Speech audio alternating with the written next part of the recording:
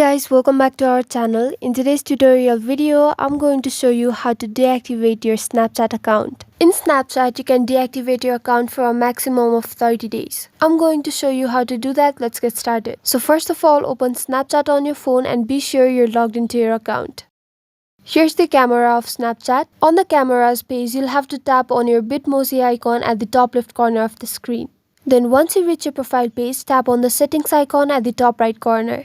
And now you'll have to scroll down. Under the category support, you can see the option I need help. Go ahead and tap on it. Then on this page, you'll have to tap on the option managing my account. And you'll see these categories under it. Here you'll have to tap on the last option, which is deleting or reactivating my account. After that, you'll see these two options and you'll have to tap on the second one. How do I delete my Snapchat account?